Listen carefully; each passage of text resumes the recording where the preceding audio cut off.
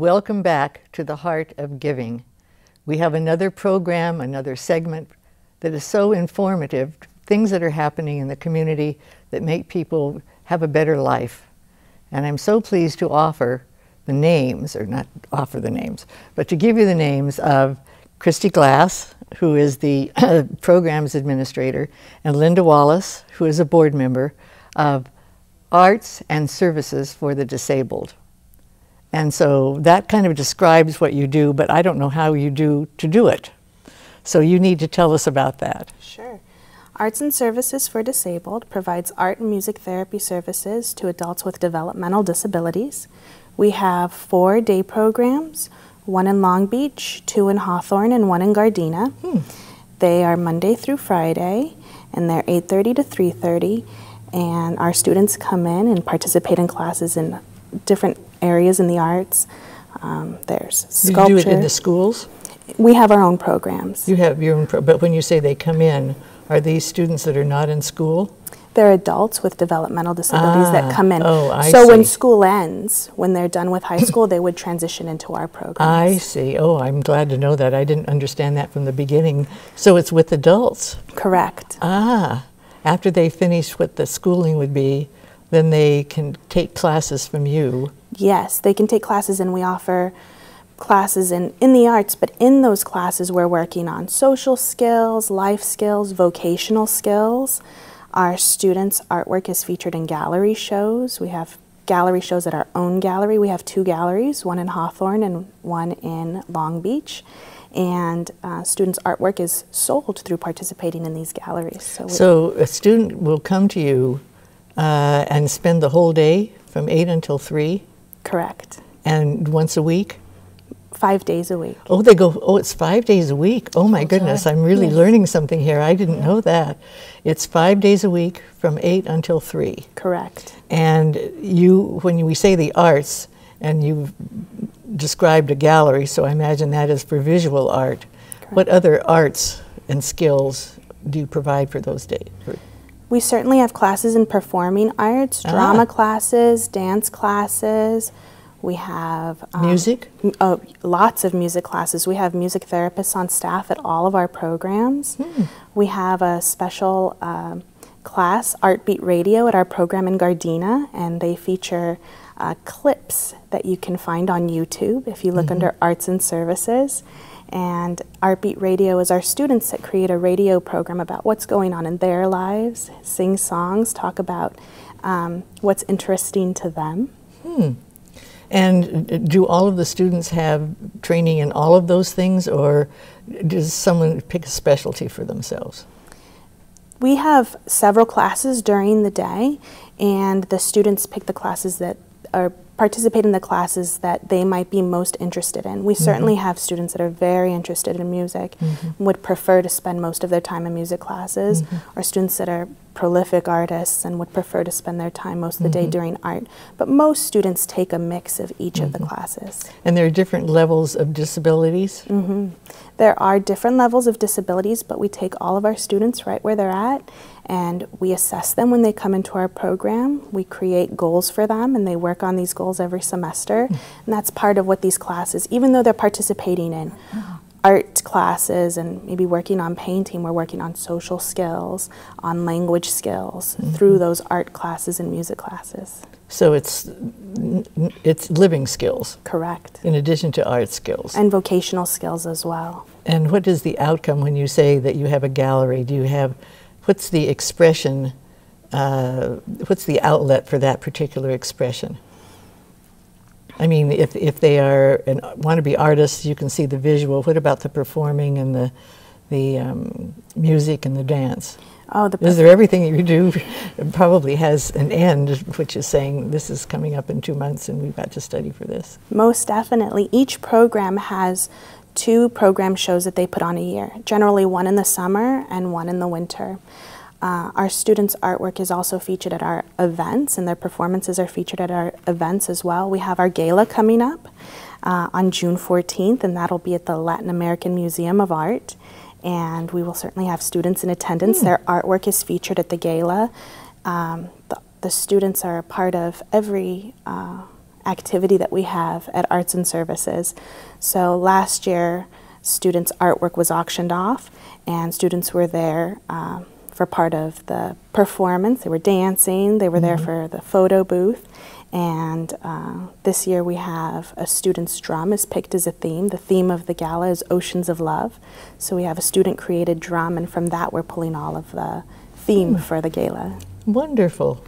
Now, do you have, are there people that are just dying to get in and there isn't room, or do you have room for everybody? Or tell me about your procedure for entrance into the school. Sure. Aside from our programs, we have lots of other programs that help out with people in the community as well. So we do have waiting lists if our programs are full, but we do have spaces currently at our programs. We also have MAP, which is the Mobile Arts Program, and that provides art and music therapy services to students in the home for maybe our students that are too sick to come to program or have a prolonged hospital stay. We'll go meet with our students in the hospital. That's also open to others in the community that might not be well enough to attend a day program. We have our clinic, which is based on music therapy and expressive arts, and there we take children and adults up to age 22, and there are one-on-one sessions, and the clinic really helps provide resources not just for the individual attending the clinic, but for the family as well. Well, it sounds wonderful. It sounds like something that is not just needed, but even goes beyond the expression of help. And you're a board member, and is that what keeps you there, Linda? Well, I'll tell you, the person who drew me into the organization is the CEO and founder, Helen Dulles, and I'm sure Christy will agree with me that she's one of the most wonderful people on the face of the earth. And she started this organization when she was 25 years old. And it's been in existence for 32 years now. Wow! And her passion is finding and seeking and pulling out the humanity in a very marginalized portion of our society. These people are very. I'm still learning, but I'm intrigued by the notion of reaching inside of somebody who doesn't look the same as the rest of us. Some of these people, and I'm sure you've seen them on the streets, are extremely developmentally disabled and oftentimes intellectually disabled as well. And yet there's humanity inside of each human being that can be accessed in a very unique way through art and music. And so that's why there are music therapists in every program, and that is astounding. You know, Gabriella Giffords was able to learn to speak again through the use of art, through the use of music therapy. If it weren't for the music therapy that she received, she probably would not be speaking yet. So the notion of that is intriguing to me. Tell me the differences you see in the development by being in the program. In the students? Christy and her colleagues are really the experts in that, and they are so incredibly devoted and such professionals.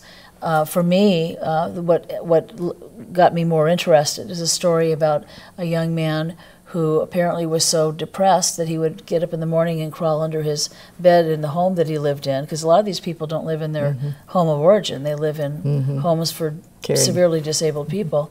And he was so depressed he would stay under his bed all day long. And somehow he got into the program, and now he's in some of their public announcement ads, like singing his heart out because he loves music.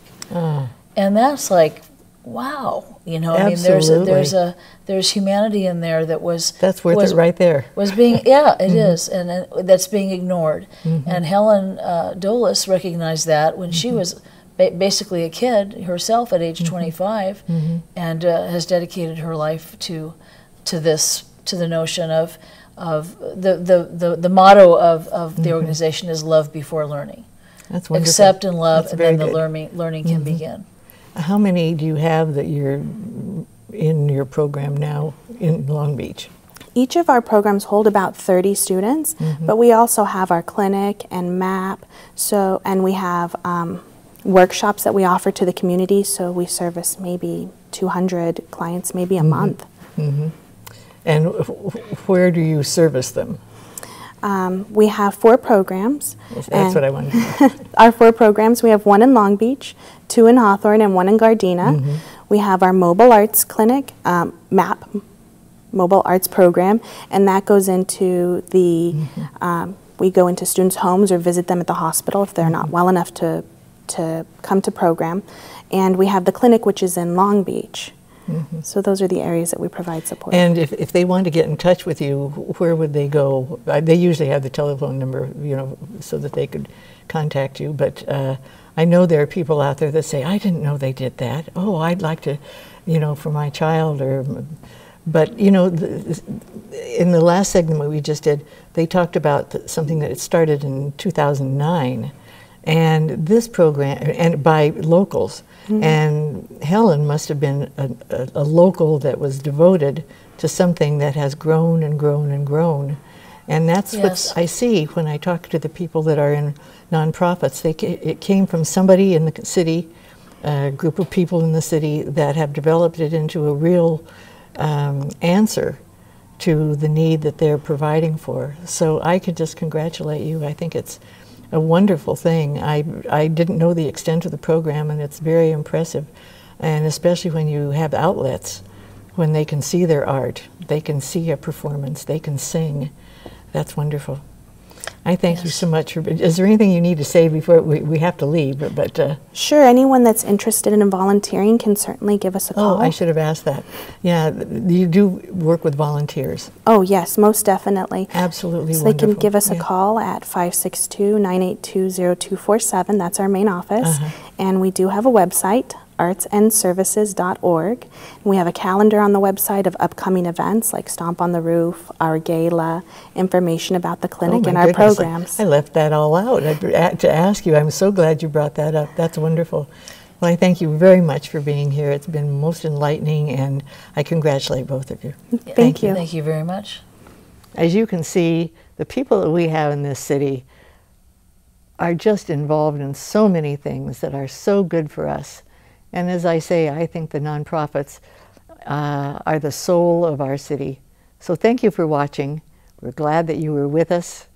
We'll be with you next time.